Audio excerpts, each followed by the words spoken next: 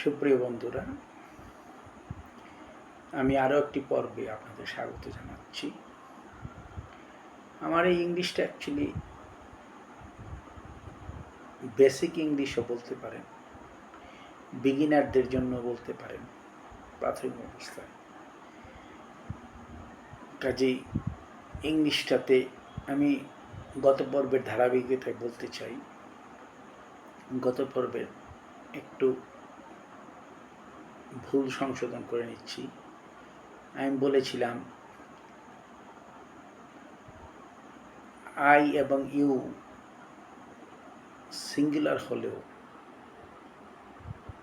এটা ভার্বের প্রেজেন্ট ফর্মটা যদি হুবহু থাকে সেই ক্ষেত্রে প্রযোজ্য হবে। আই এবং ইউ সিঙ্গুলার বাদে অন্য যে কোনো সিঙ্গুলার, সেটা হচ্ছে হি, শি, ইট, দে হবে না। দে তো সিঙ্গুলার নয়, দে বলে ফেলেছিলাম, দেটা হবে না। এটাই সংশোধনের ছিল আর কি। আর একটা সংশোধন আছে, হোয়ার দিয়ে যে ডাব্লিউ দিয়ে যেটা বলছিলাম, এটা আসলে অ্যাডভার্ব হবে। এটা ইন্টারোগেটিভ অ্যাডভার্ব, যেহেতু একটা হোয়ার আর ইউ গোয়িং, গোয়িংটাকে কোয়ালিফাই করার কারণে কোথায় যাচ্ছে, যাচ্ছে কোথায়, এই জন্য ভার্বকে কোয়ালিফাই করার কারণে হোয়ারটা ইন্টারোগেটিভ অ্যাডভার্ব হবে। কাজে ইন্টারগেটিভ প্রোনাউন, ইন্টারগেটিভ অ্যাডজেক্টিভ, এমনকি ইন্টারগেটিভ অ্যাডভার্বও হতে পারে আর কি। How much money do you need, এখানে হাউটাও অ্যাডভার্ব। মাছটা মানিকে কোয়ালিফাই করার কারণে মাছটা অ্যাডজেক্টিভ হবে। কি পরিমাণ মানি, মাছকে অ্যাডজেক্টিভকে কোয়ালিফাই কারণে হাউটা অ্যাডভার্ব হবে। যাই হোক, এগুলি গ্রামার পোর্শন তো, এর জন্য এগুলো আপাতত, তবুও আমি এগুলো একটু টাচ করেছি যেহেতু, তাই একটু বলে গেলাম আর কি।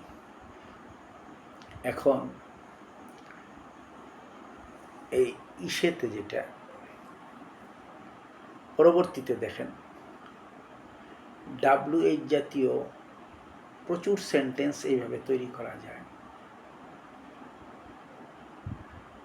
হোয়াট দিয়ে হাউ আর ইউ, মনে করেন হাউ আর ইউ,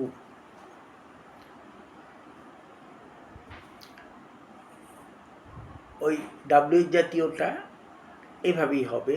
এই যে বললাম, এখানে আরটা মেইন ভার্ব হিসাবে যেহেতু আছে, তাই WH জাতীয় ওয়ার্ডের পরে মেইন ভার্বটা আসলো, তারপর সাবজেক্টটা আসলো। এইভাবে করেই কিন্তু WH ওয়ার্ডগুলি দিয়ে ইন্টারগেটিভ সেন্টেন্স তৈরি করা হয়। আমি এখন ওই যে বললাম সাবজেক্ট ভার্ব অবজেক্ট, এটাকেই মূল সূত্র ধরে কিন্তু সবগুলি সেন্টেন্সই গঠন করা যায়। একটু এদিক সেদিক হয়, সেটা তো বলেই দিলাম ইন্টারগেটিভের ক্ষেত্রে কীভাবে হবে। তারপর ইম্পারেটিভ সেন্টেন্সেরটাকে একটু টাচ করতে চাই। ইম্পারেটিভ সেন্টেন্সটা একটা ইম্পারেটিভ সেন্টেন্সের ভার্ব দিয়েই শুরু হয়। সেক্ষেত্রে সাবজেক্টটা অমিট থাকে, সাবজেক্টটা ইউ হয়। যেমন ডু ইট, এগুলো বলেছিলাম, এটা রিভিউ পর্বে আমি আসতেছি। হ্যাঁ, ডু ইট, এটা রিভিউ হয়েছে, তারপর আবার আরেকবার আমি সবগুলো সেন্টেন্সই পুনরায় একটু রিভিউ করতে চাই। ডু ইট, সাবজেক্ট, এটা হচ্ছে ভার্বটা যেহেতু, সাবজেক্টটা যেহেতু অমিট থাকে, সাবজেক্ট ইউ হয়, কাজে সাবজেক্টের পরে ভার্ব আসবে, তারপর অবজেক্ট আসবে। এখানে সাবজেক্টটা অমিট থাকে, সেন্টেন্সটার গঠনটা ওই রকমই হবে। সাবজেক্টটা আসতেছে না, সাবজেক্ট না আসলে আর কি আসবে, যেহেতু ইন্টারগেটিভ সেন্টেন্স না, ভার্ব তো আর আগে আসবে না। এখানে ভার্ব আসবে, কিন্তু ইন্টারগেটিভ সেন্টেন্স না, সাবজেক্টটা আছে কিন্তু এটা অমিট অবস্থায় আছে। ডু ইট, গো দেয়ার, সেখানে যাও, এটা দিয়ে আদেশ, অনুরোধ, উপদেশ, এগুলো বোঝায় যেগুলো। হ্যাঁ, এটা হচ্ছে গিয়ে ইম্পারেটিভ সেন্টেন্স।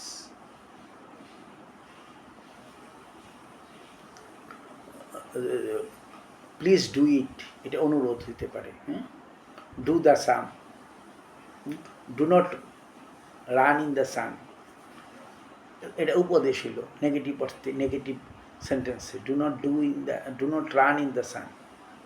এগুলি ফরমেশন কীভাবে, যেহেতু এখানে সাবজেক্ট অমিট থাকে তাহলে কী হবে, ভার্ব দিয়ে শুরু হবে, কিন্তু তাই বলে কিন্তু এটা ইন্টারগেটিভ সেন্টেন্সটা, হ্যাঁ, তো প্রশ্ন জিজ্ঞেস করা হচ্ছে না।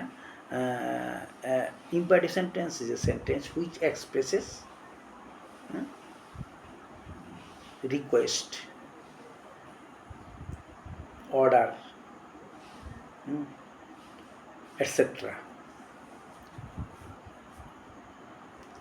যেমন give me a glass of water যদি আমি বলি, সেটা টিচার যদি স্টুডেন্টকে বলে একটা অর্ডার হইতে পারে, give me a glass of water. তারপর যদি বলি please give me a glass of water, একটা অনুরোধ হিসাবে হইতে পারে, তাহলে কীভাবে হইল জিনিসগুলো, ইম্পারেটিভ সেন্টেন্সের তার ফরমেশনটা কী হবে, ভার্ব, অবজেক্ট, তারপর অন্যান্য বা কিছু থাকবে, যেমন do it, you do it, ইউটা তো আসে না, এই যে ডু ইট, এটা করো, ডু দ্য সাম, একই কথা, ভার্বের পর অবজেক্ট আসলো। এবং ইম্পারেটিভ সেন্টেন্সটা প্রেজেন্ট ফর্মে হয়,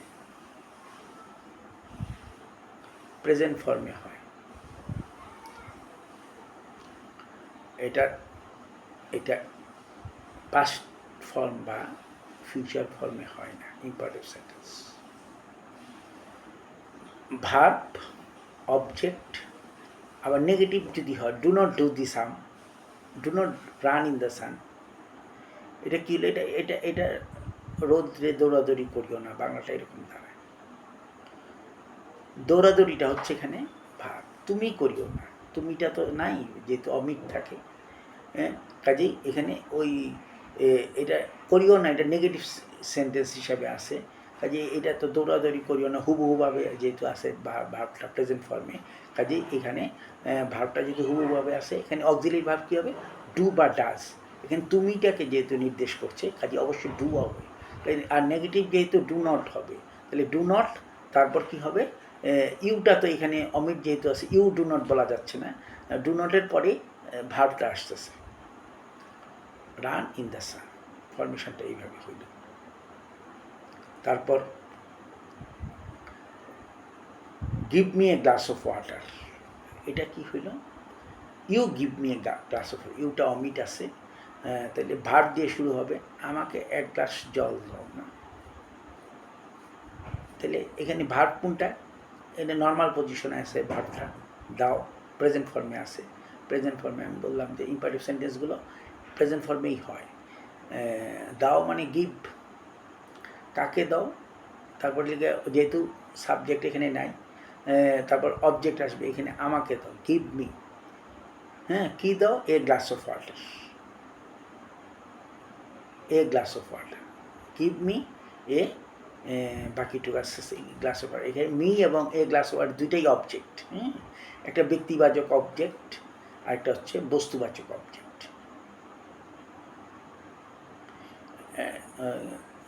এখানে give me a glass of water, ফরমেশনটাতে তাই এরকম হইল,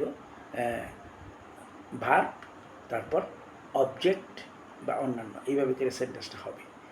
ইম্পারেটিভ সেন্টেন্সটা, আরেকটা ইম্পারেটিভ সেন্টেন্সে লেট দিয়ে শুরু হইতে পারে, ইম্পারেটিভ সেন্টেন্স লেট দিয়ে শুরু হইলে, লেটের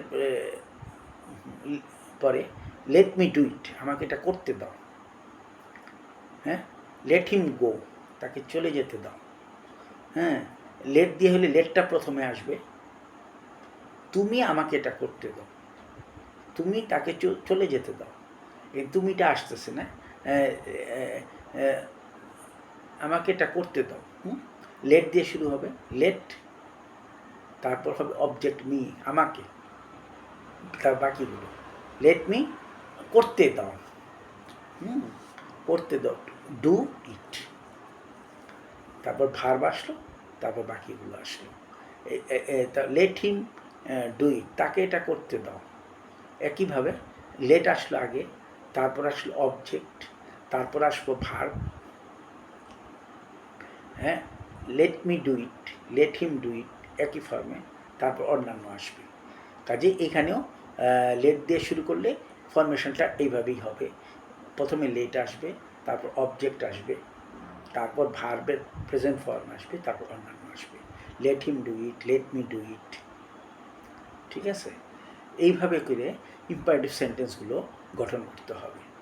আজকে তার পরবর্তীতে আমি এক্সক্লেমেটারি অপটেটিভ সেন্টেন্স নিয়ে নেক্সট প্রোগ্রামে আমি অপটেটিভ সেন্টেন্স নিয়ে কথা বলব।